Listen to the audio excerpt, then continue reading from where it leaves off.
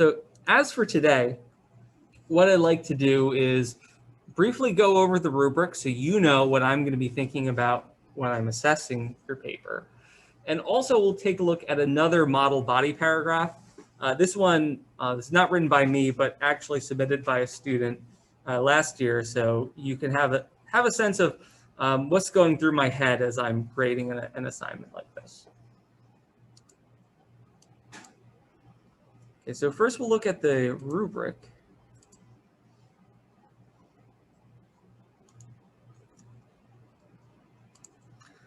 It's not that different than any of the other rubrics that you've had, but I wanted to at least address, the criteria that I'm going to be looking at as I grade your essays. So looking at your thesis, evidence, and analysis, nothing surprising there. I do want to emphasize that I'm going to be examining your quote usage. We spent a lot of time this semester talking about how to cite properly, how to identify good quotes. You've spent a lot of time finding quotes in secondary sources. So I want to see you deploy them effectively. That's really a mark of mature writing, is being able to, put your own argument in conversation with other people and use expert opinion to support your perspective. Okay, so I want to make sure that you could do that properly. So if you have quotes, are they embedded inside your own sentences? Are there parenthetical citations? Is the formatting of those citations correct? Is there a roughly even ratio of primary source and secondary source quotes? I'm going to be looking at all of that. Okay. Structure, does it follow the structure I laid out in the outline assignment? Is it long enough? Overall, is it at least 5 pages? And do your topic sentences reinforce the thesis? Those are the only ones that might be, that I think are worth addressing. And then as far as, marks go, when I'm grading a certain criteria, I always start at the baseline for me is it meets the criterion. So I asked you to do this thing, you did the thing, nothing fancy about it, you did it. So baseline is here, this would be like a B.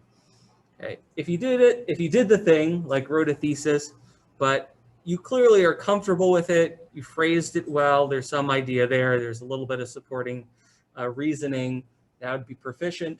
If you wrote a really interesting thesis, a new perspective I haven't really thought about before, it shows some depth, there's clear, strong reasoning behind it, it makes me think, oh, that's a good interpretation, right? They spent some time thinking about what the story means. That would be excels. So this is an A plus, A range. This is a A minus, maybe B plus. This is B. This would be C, D, and F, and so on. So this is what makes sense to me in terms of grading. I think of papers, I don't think of papers in terms of numbers. I usually think of them as A plus, A minus, B plus, B minus, and then I assign numbers to those scores. So that's what I'll be thinking about. Would anyone like a little more elaboration on any of these criteria and what I'm looking for?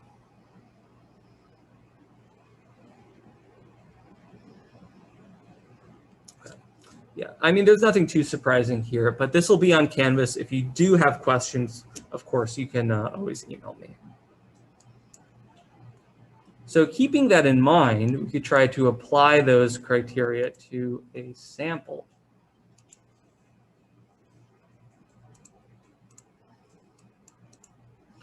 So here is a body paragraph written by one of my students last year. This is about the story, The Masque of the Red Death by Edgar Allan Poe. I've mentioned this story before, but just to refresh your memory, it's Prince, named Prince Prospero, who's ruling in this time of a great plague in the land. Rather than trying to fight it or help his citizens, he and a bunch of his wealthy buddies go and hide inside one of his castles and basically party 24/7 and just dance the night away while everyone outside is dying. And everything's going well until the plague manages to get inside. So this body paragraph in particular is focused on this symbol of a clock that reappears throughout the story and is arguing that the clock represents the inevitability of death. So what I'd like you to do is just, read it, and then I'll talk about how I would grade it. But read it first. You can either read it on here, or if you'd like to minimize this and open up the paragraph in Canvas, it's there. I think it's called Model Body Paragraph Mask of the Red Death. You read it there, and then consider what's done well in this paragraph and where is there room for improvement.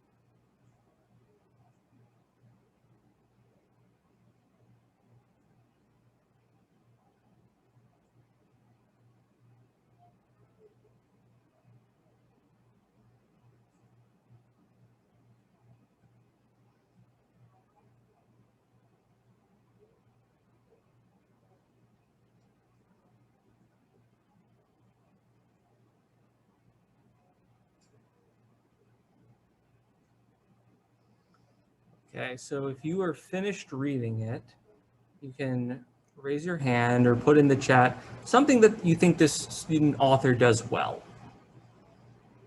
Where does this paragraph succeed?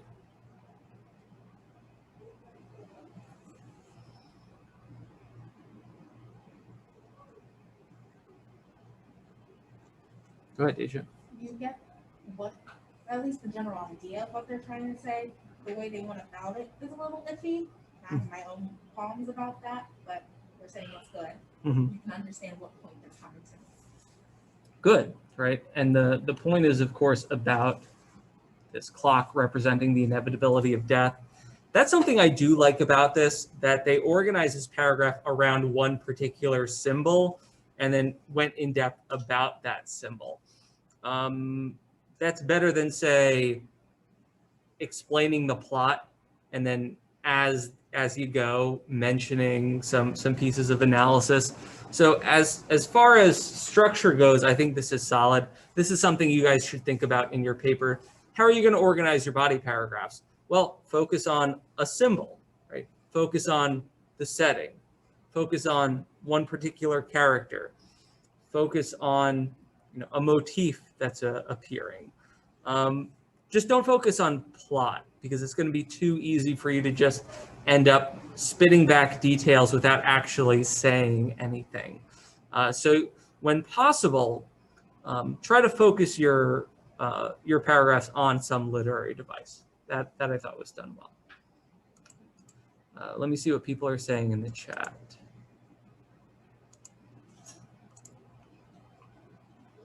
Good outside evidence of the posed symbolisms of clocks with the telltale heart.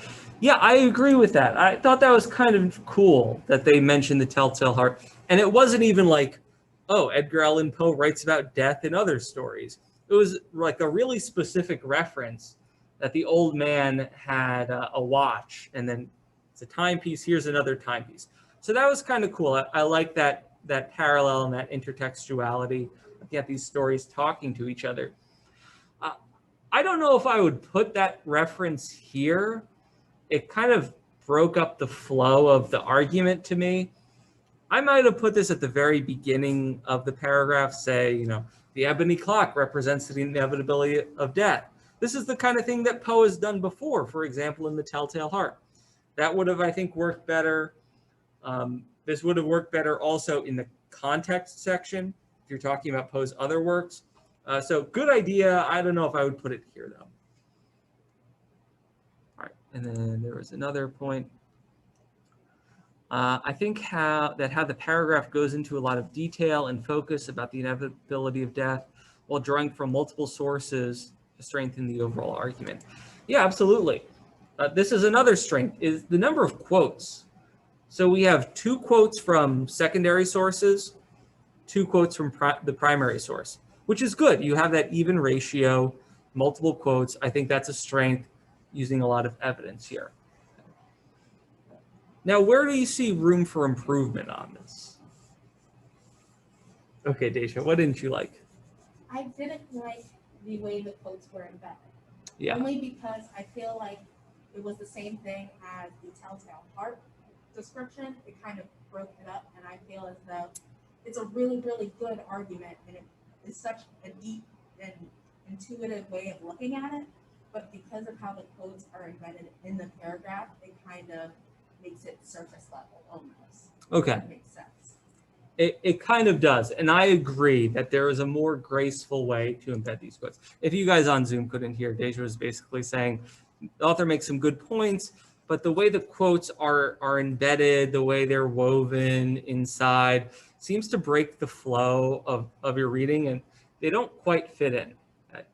And I tend to agree with that. Let's take the first quote. So there are a couple of formatting things that I want to talk about, but also like the author introduces this idea of the inevitability of death with the clock.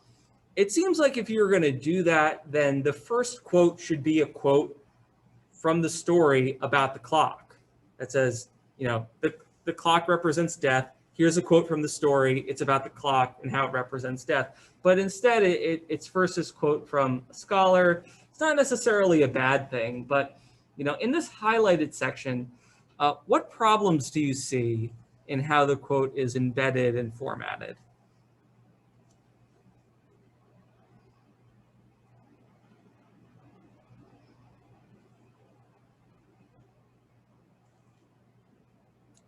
Someone in the chat is saying something. Yeah, so good. There's no end quote for one thing. What else is, before I put the end quote in, what else is wrong with the ending here? Yeah, there's this extra period. Remember, only one period. The period goes after the parentheses. So that is wrong. That would lose points. And you need to have the end quotation marks. That might just be something the author was rushing and overlooked. What about with the author's last name?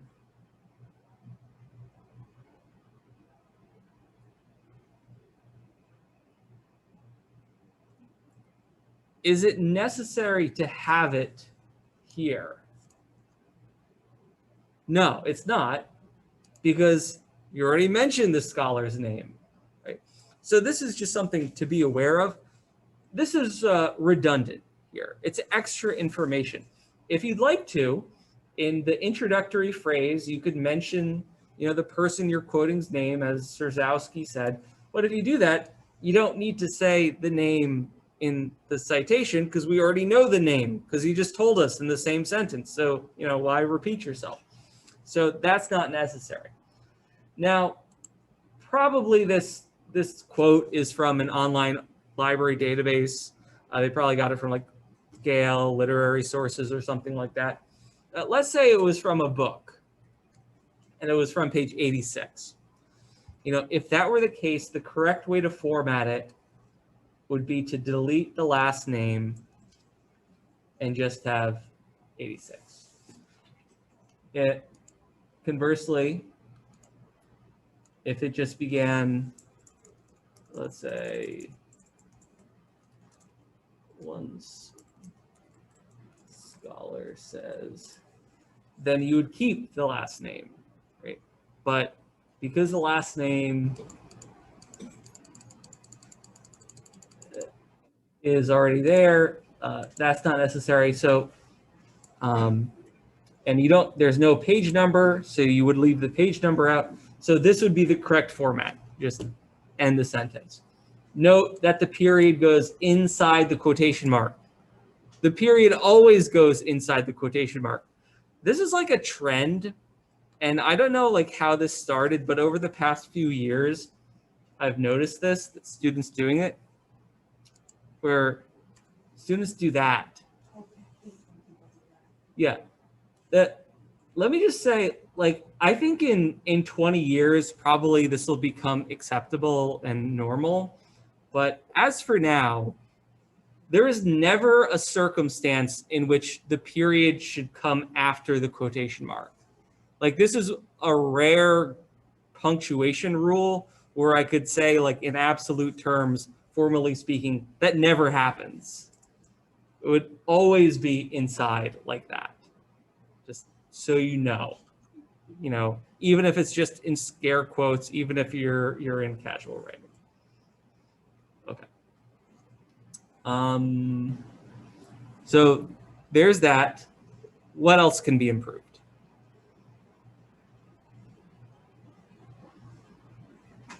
There's Rooms's, just a nice reminder to proofread.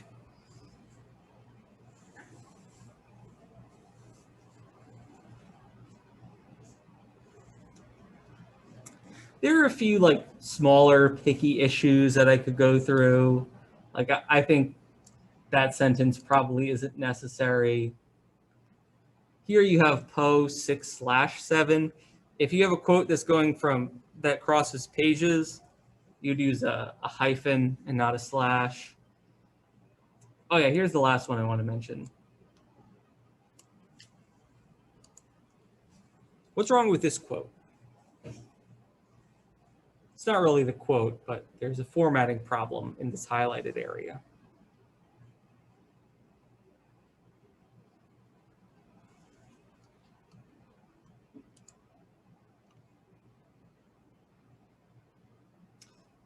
Yeah, the double quotation marks here. You have a quote within a quote, right? What do you do with a quote within a quote? Exactly, the inner quote, use single quotation marks so it doesn't get too confusing. It's a minor issue, but this would be the correct way to format it. I also think this is a little too much wording. Another scholar has an interpretation about the symbolism of the clock and its connection with death. Just say another scholar says. We know what the paragraph's about. It's just unnecessary information. Yeah, Norman, you have a question or other observation? I have a question. I was wondering if you could just use single quotes instead of double quotes, like in replacement of double quotes at times. As in, like, like for here, could you use single quotes? No, because it looks too much like an apostrophe. So you would use, you should use double quotes. Yeah. I mean, maybe there are some other style guides that would allow you to do that, but in MLA, you would always use double. As a thing to note, like all the rules that I'm telling you, these are the rules for MLA.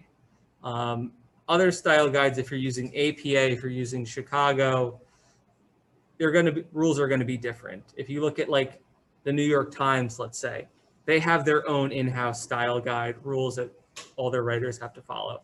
So I'm teaching you the rules of MLA, but more particularly, I'm just trying to convey to you that, you know, whatever rules you have to follow, you should follow them carefully, and you should know what they are, right? That's the big picture here. All right. We can stop nitpicking this paragraph. I mean, overall, I think that's a pretty good paragraph. I think the evidence is good. There's some decent phrasing. The execution could be a little bit better, but to me, that's like if I were just grading that paragraph, I would probably give it like an A- or something like that. It's decent. All right. Any other questions or comments about it?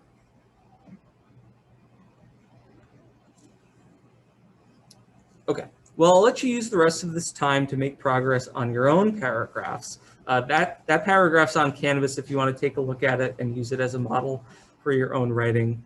So work on this. Again, second rough draft is due Thursday.